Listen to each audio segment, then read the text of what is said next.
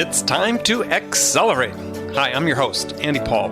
Join me as I host conversations with the leading experts in sales, marketing, sales automation, sales process, leadership, management, training, coaching, any resource that I believe to help you accelerate the growth of your sales, your business, and most importantly, you.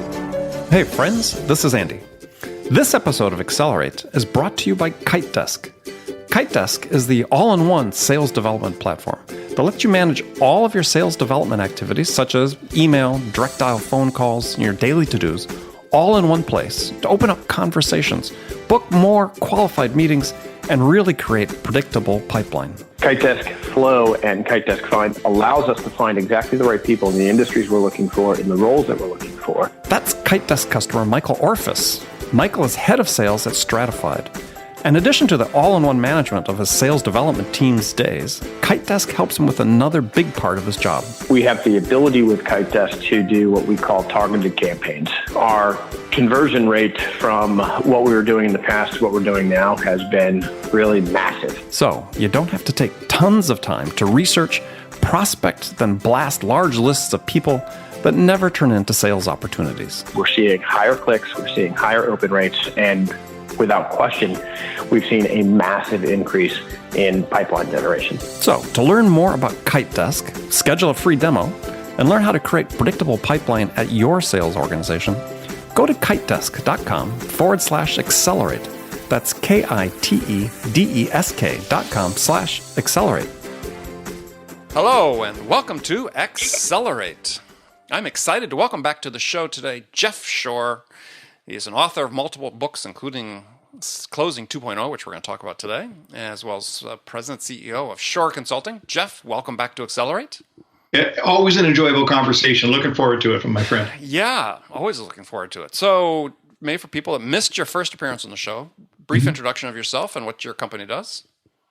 Yes, there's 9 of us at Shore Consulting. We work with companies largely in the B2C, the business to consumer space. We love the emotion-based sale. It's what really interests us more than anything else. But we have the opportunity to work with companies large and small throughout North America. A little bit of international work as well. But it's been about 17 years for me at Shore Consulting. I was national sales director for a very large home building firm before that. So are a lot of your clients in the real estate space? Yeah, that's always been our dominant industry, but we've spent more and more time in other aspects of the B2C environment. So, now we've spent a lot of time working with, consumer products, home improvement, some automobile sales, just anywhere where there's a direct sale to a consumer. That's really where our target market is. And a certain price point? I don't really think it matters. And we've worked on large and small on the price point. Really, it's more a matter of what goes on in the brain when they're making the decision. I mean, that's you and I have had this conversation before where we share that mutual interest in the psychology of a purchase decision and what triggers in people's brain that they're going about that process. So is it, you talk about the emotional-based sale, the emotion-based sale, not necessarily the emotional-based sale, but the emotion-based sale, B2C, is that different than sort of the emotion that drives a B2B purchase? Well, there's no question about it. I know you and I agree on this, that there is an emotional factor in every sale. There's no question about it. But when you are in a B2B environment, it tends to be a far more technical sale. You might find that there's a longer buying cycle, longer buying process in that world. And we are really interested in the shorter cycle, high emotion. I'm more vested in this. And to some extent, when the emotional consequences are higher of a decision, then it changes the way you go about the decision versus, say, a purchasing agent for a large corporation who's buying a bunch of copy machines. Now I'm looking at it and I'm asking it it's still emotional, but it's a different set of emotions. It's emotions of, how do I fit this into the business plan, and what will people think of me if I make a wrong decision on this, and how do I support my stakeholders along those lines, versus the consumer-based sale that says, this is for me, this is how it's going to affect my life, this is the problem I'm trying to solve right now. Yeah, and my personal money at stake as well. Yes, absolutely. It's a huge factor, no question about it. Right. Yeah. Right. Okay. So you've just published a new book, and I Yes. loved your last book, and we talked about that in the previous show that you're on. So this one's called Closing 2.0. Yeah. So why was this book needed? Because I asked this only because we started going through cycles in sales, and one of the cycles was everybody's writing about sales management and how we need to be coaching, and then it was all about now coaching is certainly coming in was one. Now closing. I mean, what's sort of driving this? Yeah, well, that's the question I had to ask myself and answer myself before I could even start to write the book. And I'm not suggesting that there isn't a body of work out there around the area of closing that isn't very, very good. But I would look at it and say that the sales process continues to evolve, and we've seen that dramatic evolution over the last 15 years with the access to information being really now the great equalizer. And there was a time, when I first started in sales, I could say to the customer, I have all the information, and knowledge is power. We all know it. So you can have this, and you can have this, and I'm going to hold on to this one over here. I might use it later on, right? Well, yeah, I used to say that customers could only buy from me back in start my career. They could only buy from me as fast as I was prepared to sell to them. Yes, right. And you had all the information, so you sort of held on to the keys. And you had the answers. Yes. Exactly, yeah. So now that information is ubiquitous, and you've got a very, very well-educated consumer and it says that the very job of the salesperson has changed. Now it's not just simply providing information. The internet can do that. Now it's how do we apply the information, and how do I make the information relevant to your specific situation? So obviously it starts with you need to understand your customer well enough to know why the information is going to be relevant in the first place. But then as you do that, the question is, how do you bring them along? Now, what I have seen is a moving away from closing skills because it almost seems a little bit icky, a little bit like, well, I'm going to be this, friendly partner, trusted advisor type, then I don't want to be in that situation or being too aggressive or too assertive, and I'm going to be losing that. And so I'm trying to find that line in between something that is respectful and partnership based with our customer, and yet doesn't give a salesperson a pass to say, well, they'll let me know when they're ready to buy. So that's where I was trying to look at. In fact, one of the things that I said to my editor throughout the process of writing the book, my editor has nothing to do with sales. She's not a salesperson, but I asked her, I said, I want to write a book that any of the customers of my audience would be comfortable reading. And I'm sure you would agree with me, Andy, that when we look at the books on our shelves about closing, most of them I wouldn't want to go anywhere near an actual consumer. But I wanted to write a book that a customer would go, yeah, that I'm okay with that. I'm comfortable with that. Yeah. Well, actually, I was thinking about that as I was reading your book, which was that actually your book was the first book I've ever read on closing. So think about it. There are decades of being in this business because the same reason that we don't like those books is I just thought they were irrelevant. Yeah. Yeah, especially in the business to business space. I tell people, I said, well, that's interesting. You're trying to hire somebody like a client. You're trying to hire a new sales rep, and one of the things they put in the job description is, we want somebody who's a closer. Yeah. And I said, well, that's kind of interesting. So tell me, how often are you in the room when the customer makes the decision? Well, we're never in the room when the customer. Oh, okay. Just wanted to ask.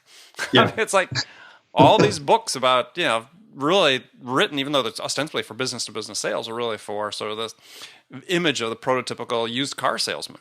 Yeah. And it can get really, I get it. I mean, I understand how uncomfortable some of that can be. And of course, the problem is that I think that any salesperson who's going to read a book or listen to an expert is going to listen through or read through two filters. One filter is going to ask, does this pertain to my experiences up to this point? And then the other one is, will I be able to use this in the future?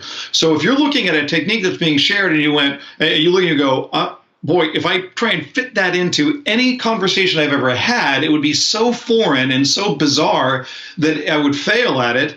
And by the way, how they're asking me to perform this is so inconsistent with my own approach that I can't use it anyway. Exactly. So I think there's the discriminating salesperson, appropriately so, that's going to look at it and say, if I can't use this, if this isn't relevant to me, then it doesn't matter. And I think that that's where most of these books fail. They teach techniques that going to be very, very difficult for the average person to be able to pull off. Okay, well, let's sort of back up and unpack this from the beginning. And so what, this may sound too simplistic, but what is closing?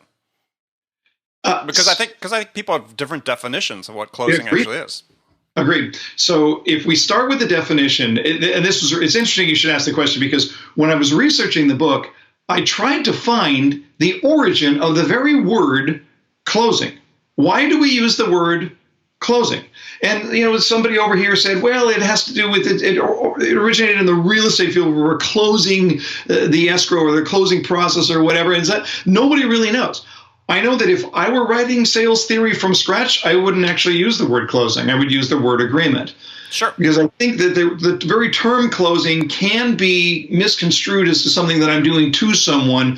If I'm looking at agreement, then it implies a partnership right from the very beginning. Exactly. So I define closing as the process of gaining agreements throughout the conversation, culminating in a final agreement to purchase. And so there's this what the author Richard Tiller calls a decision-making rhythm that gets established here, where the customer can make their decision a little bit at a time. And it's so much easier to purchase that way than just looking that big old, what's it going to take to get you to buy my product? That's nuts. That's crazy. So we got to simplify it. We got to break it down into a series of agreements. And that's where you start to get into some of the psychological background that's the basis of why I wanted to write the book in the first place. Well, right. And I think one of those emotion-based factors you talk about, and I talk about this in my books as well, is, I call sales a service that you provide to a customer. And you reiterate that in your book as well, is that, it's even closing itself, you say, is an act of service. And Sure. so what do you mean about, I understand sales being the service, so what did you mean about closing being an act of service? Well, look, every now and then I'll hear a salesperson say, well, I don't want to be disrespectful. I'm being careful about whether I should ask them if they want to buy it because I don't want to be disrespectful. And I look at that and I go, and I just take it back to my early career in real estate sales and think, if you want to be disrespectful to a customer, try this. Force them to come to you, hat in hand, and say, hey, we were just thinking here, if we at some point, if we wanted to buy, how do we do that? You want to talk about disrespect? That's disrespect, is making your customer come to you and ask permission to buy.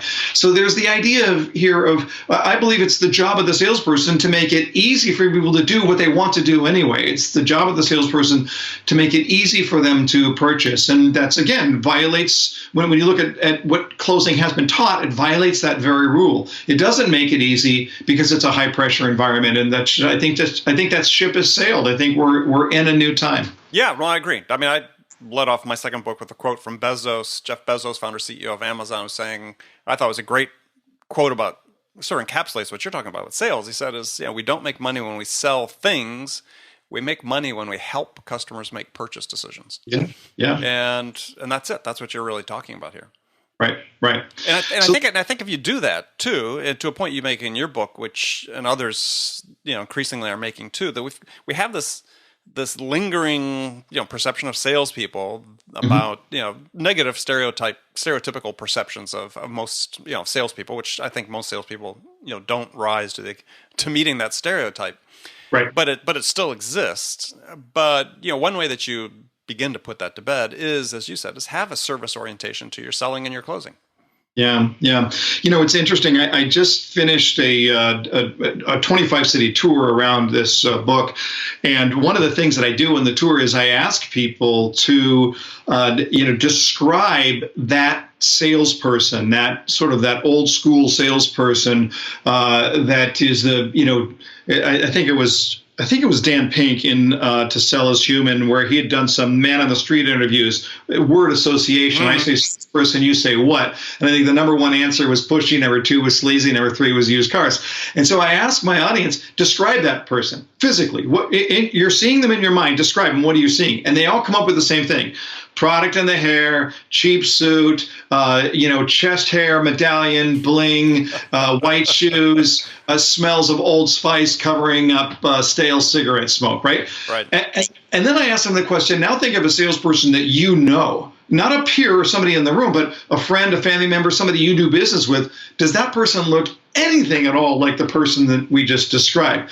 And of course, the answer is no. And yet that image is out there. So we've got this battle to face, and we got to try and figure out what side do we stand on? How do we want to align ourselves, even in what closing is, and how that can be and must be seen as a service rather than as a manipulation. Well, but you make it pretty clear. You have a quote in the book which relates to that, which I thought was an interesting quote, which you said, it's impossible to continually act in a manner that is inconsistent with your values and your character. Yeah. So implicit in that is, I think, is what you're saying is that salespeople feel forced oftentimes to adopt behaviors that aren't consistent with who they are. Yeah. And why is that the case? Well, look at this. I know we're getting into some of your expertise here too, where you look and you say, here's the skill, here's the skill, here's the skill, here's the skill. And if you have a salesperson who's looking and saying, okay, well, that's the skill, and I'm trying to fit it into somebody that I am not, I might try it for a little bit, but my mind is going to shut that off. So right. Just look at it just think about goal setting. And I want to lose 10 pounds. Okay, well, that's fine, but if you're 190, you want to get to 180, but in your mind, you're 190, and you can't get off of that 190 image. You're going to eat like you're 190, you're going to work out like you're 190, and you're never going to weigh 180. Until you get your brain changed, that's not going to work. So if we look at it and we say, this is the skill of closing, and we throw it at somebody who has a different perception of what closing is and who they are as a human being serving other human beings, you got to get that paradigm right if you think that you're going to make any progress in changing the behaviors in any way. Okay. Well, you talk then, back to a comment you made before, is you talk about closing not being this one epic event, Yeah. I like to say from my early days, press hard, there are 3 copies, which is a reference that most young people don't understand these days. Right, I know, that's exactly right. Yeah. You probably do it from the real estate business, you do, but it's a series of smaller decisions. Yeah, right. Or agreements, let's say, yes. that you talk about, not necessarily decisions, but that sort of, I guess, set me thinking about, okay, well, how is that different from, salespeople always talk about the trial close and do trial closes and so on. I mean, how's that different from what you're talking about? Well, there's 2 things here. First of all, what is the motive behind the closing? So when I talk about the series of agreements here, the most important perspective or paradigm for a salesperson to carry into that definition is to understand that I'm not talking about an agreement that a customer makes with me. That's not the important agreement. The important agreement is the agreement that a customer makes with herself or with himself. That's the agreement that really makes a difference, because what's going to happen through this process is that our brains, if you get into the psychology of closing a little bit, our brains we're making decisions whether we know it or not. The question is, and you could look at this, this whole, dual process theory. I mean, a lot's been written about this, but to really, on a very simple level, you can look at the reflective brain and you can look at the reflexive brain. And that reflective brain is that consideration brain. I'm taking all of the component parts, I'm putting it all together, I'm making a rational, reasoned decision. But the reflexive brain is making all of those mini decisions all throughout the process. Do I like you? Do I trust you? Is it cold in here? What do I think? And I'm doing it subconsciously all throughout the process. So here's the problem. If I am not gaining agreements, and again, not for me, and not helping the customer to gain agreements with themselves, then I get to the very end, I say, well, what do you think? Would you like to make this yours? And now your customer's going to come back and say something like, I need to think about it. Now that frustrates salespeople, but you know what they're really saying? What they're really saying is they need to think about it. So we teach them the skill in sales training. Well, what do you need to think about? And if they're going to be honest, they're going to look at you and go, well, I need to think about what I need to think about. And that's true. They're not being smart Alex on it. That's really where they're at. On the other hand, if we can help them to make agreements with themselves, then what happens? They're making a series of reflective agreements. And those reflective agreements take a much more prominent view in their brain. So now when they get to the end and they're trying to lump it all together, they can look back at all of those reflective agreements. They're big, they're bold, they're right there, and they can sum all those up and say, boy, it sure seems to make sense based on the component parts that got me to this place. Yeah, I mean, that comports with what Cialdini talks about in influence, right? And when you talk about consistency, so when people start making these series of agreements with themselves, when they get to the point of making the final decision, they have a psychological need almost to be coherent with those and to be consistent with the decisions that they've made already. It would be illogical to do anything else. Right. If I've said yes all three, because people don't argue with themselves. That's the idea. They might argue with you, the salesperson, but they're not going to argue with themselves. So if we get them into that decision-making rhythm and they are making those agreements with themselves, then it becomes illogical. Now, look, there's nothing manipulative about this, because at any time you can ask them a question that they're going to disagree with, and they certainly have that right. But if you want to make it easy for them to purchase, if you want to reduce the cognitive strain, the best way to do that is to help your customer purchase a little bit at a time, but to make sure that that's a reflective, sure, well-reasoned, logical process, rather than just a sort of from the gut type of thing. Right. So give an example of how you help them do that so people understand that are listening. Well, I think the best way to do that is to determine if you understand the way that a buyer wants to buy, then you can go back and you can reverse engineer your sales process accordingly. So if you look at and you say, for example, a customer is going to buy, it could be anything, let's just say a car, okay? Mm-hmm. So if I'm looking at it and saying, here's a consumer, they're thinking about buying a car. What are the most important decisions that they're going to be making about buying a car? They're going to have to decide on, whether they want an SUV or a sedan. They're going to have to decide on what the features that are most important. They're going to have to decide on their price point. So if we look at it, we say, these are the most important decisions that our customer is going to make, then I can build my sales process just to be able to help them to make each of those key decisions, those milestone decisions, separately, that will roll up into a final decision, because all of the small decisions were made first. Mm-hmm. So obviously this requires a deep knowledge of your customer, of their motivation, of their experience, of their background. This will never stand alone. You can't just look at it and say, well, I'm not going to do anything else, but I'm going to close. It's not the way it works. But if you know your customer well and you can take them through those processes, then you can figure out, how do they want to buy? Then reverse engineer your sales presentation according to your customer's buying milestones. Right.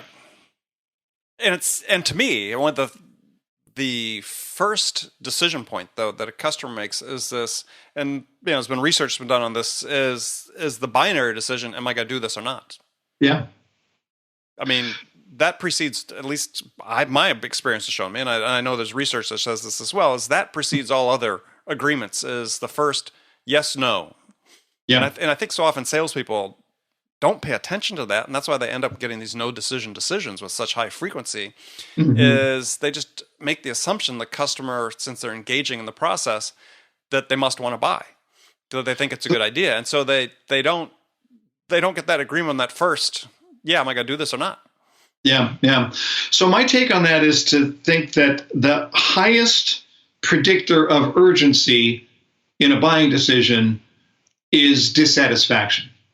It's not promotion. It's not, your takeaway clothes. It's what's wrong with your life. And the higher the dissatisfaction, the greater the need to satisfy that dissatisfaction. So, look, if you've ever been to the point where you were so hungry that you were surprised at what you were willing to eat, and you go to the refrigerator, you open the door, nothing to eat, close the door, wait 5 minutes, lower your standards, open the door again. There it is. It's a jar of pickles, 4th shelf in the back, hasn't been opened since the Reagan administration. But if you're hungry enough, you're going to eat it. The single greatest predictor of urgency is dissatisfaction. So even when we're looking at closing, as we're looking at gaining agreements, there's the question of saying, why is this customer standing here in the first place? And that is going to give you, I think, the truest sign as to whether you've conquered that first hurdle. Does this person even want to purchase? Is that why they are here? Yeah, but I mean, people could still want to purchase, but make the decision not to at that point in time, right? That go, no go, right? And they could have dissatisfaction, but to your point, there are other factors they have to take into account, whether it rises to the level of dissatisfaction that's worth the investment of time and money to fix it. Yes, but that dissatisfaction can be scaled. You can put it on a scale. You show me somebody with a low dissatisfaction, I'll show you somebody who's got a much less probability of buying. The higher the dissatisfaction, the greater the chance that they're going to have to solve it, because that dissatisfaction correlates to some sort of pain. So if I can understand what's going on, what is wrong with their life right now. So for example, again, let's go back to the car sales example. If I'm a car salesperson and I ask somebody, so what has you thinking about buying a car? Oh, well, we're just looking and we're just, are they real? Are they not? I don't know yet. But if somebody says, well, yesterday I parked in the wrong spot and a crane fell on my car, and the insurance company called this morning and said it's totaled, go buy a new car. Well, guess what? That's a buyer based on not your deal, not your special, not your promotion, not your price, and not even how good you are. It's based on their dissatisfaction. So if you can think about the dissatisfaction scale of your own customers, high dissatisfaction equals high urgency. They're going to buy somewhere. It's only a question whether they're going to buy from you. Yeah, it's interesting. I'm not sure I'm in complete agreement about the dissatisfaction-driven. I know the triggers sort of have to do with that, and I understand the trigger theory, but at least in the business-to-business space, what I've found over time is that ultimately when people are going through the decision-making process, what scientists have shown is an integral part of every buying process is what they call this mental test drive. Mm-hmm. And this test drive tends to be more aspirational, right? If I walk into a BMW dealership thinking I want to buy a car, I sit behind the wheel in the showroom and suddenly I'm taking a test drive down 101 in California or Highway 1 in California, with the wind blowing through my hair and the sun in my face and the top down and so on. And that tends to be more aspirational. So I'm interested in what you think about this mix between aspiration and pain, because I tend to come down more on that people motivated more by how things are going to be different for them, which to me is aspirational, as opposed to I can fix the pain, but then I'm sort of maybe same place I was before. I've just gotten rid of the pain. It's a fair point. So if we look at, from my perspective, the single greatest predictor of urgency is dissatisfaction, but the dissatisfaction has to be joined with what I refer to in the book as future promise, or the hope of what my life is going to look like. Mm-hmm. So it is true that you might have somebody who comes into, well, let's use real estate as an example. Let's use home sales. So if somebody's going out there looking at model home, or walking into a show home because they had nothing better to do on Sunday afternoon, right? So the dissatisfaction in their home right now, not particularly high. This is very different from the customer who's there because their house burned down, right? Or it's a job relo or whatever, okay? Right. So now they're looking around, they're walking around the home and they're going, oh man, look at this. This is really cool over here. Well, we don't have that. And oh, look at this kitchen. It's got all the latest and greatest, and we don't have that. And what's happening? That future promise is actually raising current dissatisfaction. It's sort of like if you get in a brand new car that a friend of yours just bought, and now you're looking at, here's the front view camera, and here's the air conditioned seats on a hot day, and here's all this stuff, and just the new car smell. Then you get back into your old car, and now what do? What is that smell? And it's like, why is my, I have to turn around when I'm backing up. So what happens? To your point here, that future promise, that idea of, as Daniel Kahneman puts it, anticipated memory, it will create that dissatisfaction. And in fact, it has to create that dissatisfaction. Something about my future has to separate me from my past in order to get at least the rationalization to be able to move forward along those lines. Yeah, well, I think we're talking somewhat the same thing, but it's the dissatisfaction becomes something that is an anchor weighing you down from reaching where you want to go, as opposed to just fixing a pain point and then resolving a pain point, right? I could have a broken arm and we need to fix the broken arm, but when it's fixed, I'm still living the same life I did, as opposed to living a new life. So I think there's sort of similar things. It's just what the motivation ultimately is. Okay, so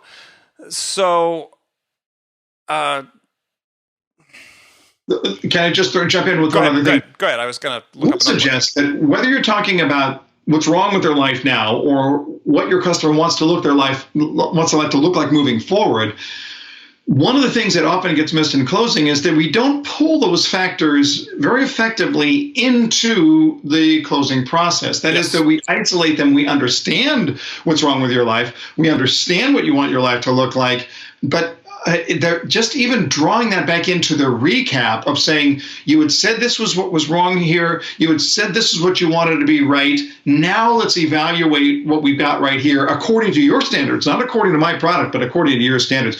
Now there's that opportunity to really have, you're putting your product on trial, but appropriately so, because if it doesn't match what the customer wanted it to match in the first place, then we're all just wasting our time and our breath. Yeah, I think to that point exactly. I think that an effective way to do that when you have that conversation is through a series of questions with basically recap what you've been talking about to this point. So you're recapping the agreements that you've reached already, and getting them to agree again that yes, this is what we agreed to, or yes, this is what's important to me, or whatever that internal agreement is. And yeah, then you're left served with the last question, which is now a good time to make a change? Sure. Yeah. Look, and it speaks to the idea that if your final closing question has to be really super sophisticated, something probably went wrong in that process. And that's why when I wrote Closing 2.0, I wanted to break it down. And even the book itself it's broken down into, it's a really easy read because it's actually written in 30 chapters, and each chapter is only 5 minutes long. Because the point about closing is to look at it and say, here's 5 minutes of some thoughts on closing, but now the question is, how do I apply it? Because closing is not a theory. Closing is an action. When I'm looking at the way that I'm gaining agreements, these are behaviors that have to be, it's a behavior, which means it has to be behaved on, not just read about.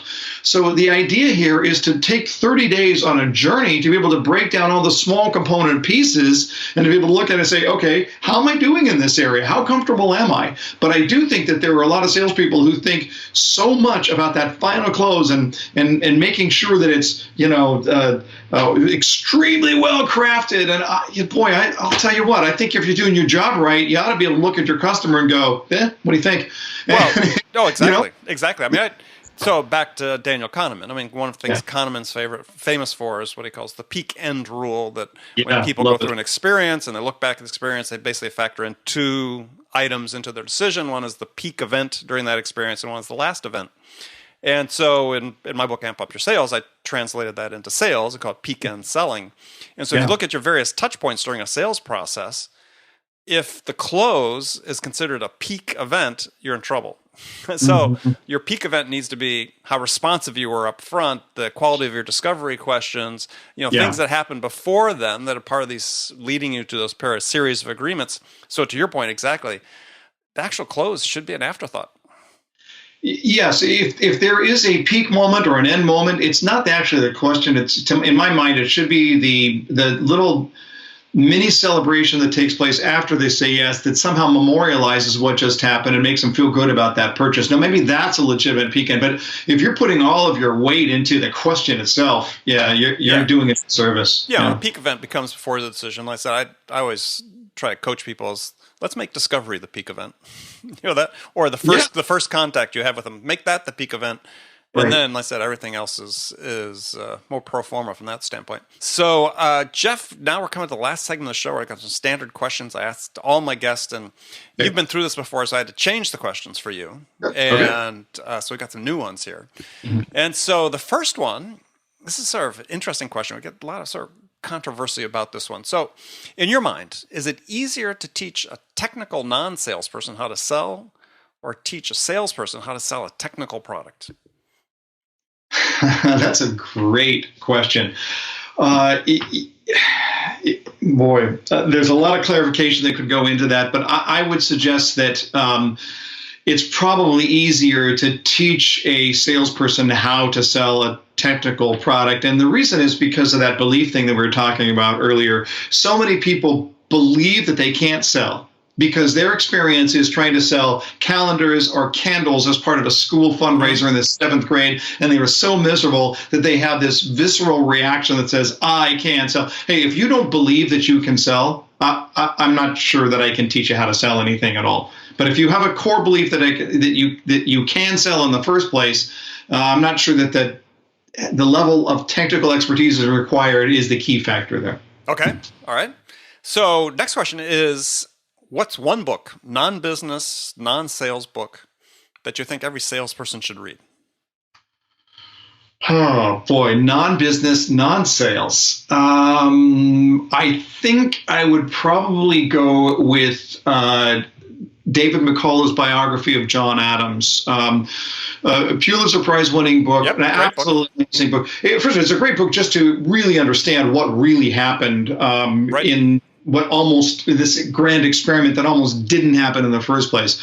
But when you look at the sales skills involved in trying to launch a country and trying to get people unified, it is an absolutely fascinating work on how you apply on a grand scale. Once you look at that, then you're going to look at it and go, maybe the sales thing isn't as hard as we thought it was. Well, yeah, especially when you take somebody like Adams, who was considered not to be a great personal level, right? But was so influential in the Constitutional Convention and the shaping of the Constitution that it's sort of interesting how somebody with very little personal attractiveness from a personality standpoint was able to be so influential. But it certainly speaks to the idea of drive, of perseverance, of conviction. Yep. But he had a lot going against him. First of all, he had to stand in the shadow of George Washington. He had Thomas Jefferson, all of them. Thomas Jefferson, who basically owned him. Right. It was a really tough uphill battle. But again, if you feel yourself to be any type of underdog in any area of your life, this is a great book to be able to look at and say, hey, how does the power of drive and conviction carry you through to do some pretty amazing things? I agree. It was a great book. So here's a tough one. If you could change one thing about your business self, what would that be? How authentic am I allowed to be here, Andy? As authentic as you want to be. Open the kimono right here. I am a basically insecure person. I remember the first time on an airplane, I was reading about a phenomenon called the imposter syndrome. Right. This irrational fear that people are going to figure out that you're basically just making stuff up. And I remember sitting on that plane and just hiding behind the document going, who told? And it was my counselor who I've seen a business coach for a long time who said, Jeff, let's just recap your career and look at the stuff that you've done and the people she had to actually dial it back and say, it's an irrational fear that people are going to figure out. It's irrational. And so, but I think if that's the one thing I do, struggle sometimes with that insecurity. And, sure. And on the other hand, maybe it keeps me motivated and challenged. I always want to try and exceed my own expectations. Yeah, well, I think any of us who write for a living, speak for a living, podcast, we all have that at some level or another. All right. Yeah. Last question. So, sure. Do you have a favorite quotation or words of wisdom that you live by?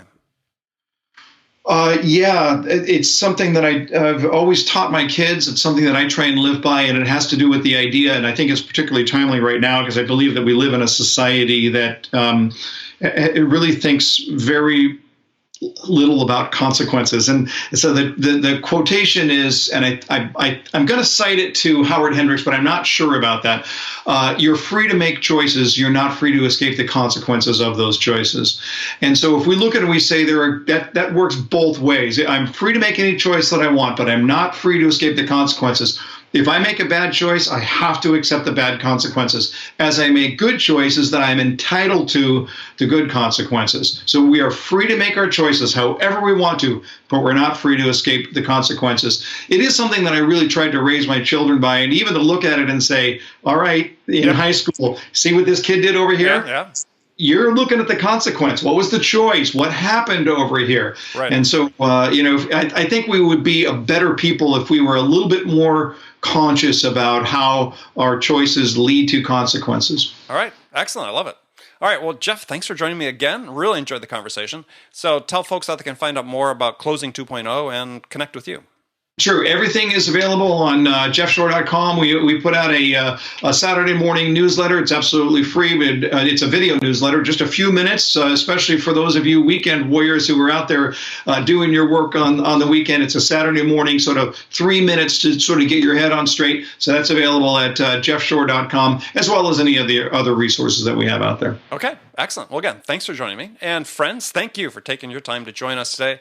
And remember, as I always say, make it a part of your day every day to deliberately learn something new to help you accelerate your success. An easy way to do that is to join my conversations with top business experts like my guest today, Jeff Shore, who shared his expertise about how to accelerate the growth of your business. And if you enjoy Accelerate and the value we're delivering, then please take a quick minute right now to leave your feedback on iTunes, Stitcher, wherever you listen. It'd be very much appreciated. So thanks again for joining me. And until next time, this is Andy Paul. Good selling, everyone. Thanks for listening to the show. If you like what you heard and want to make sure you don't miss any upcoming episodes, please subscribe to this podcast on iTunes or Stitcher.com. For more information about today's guest, visit my website at andypaul.com.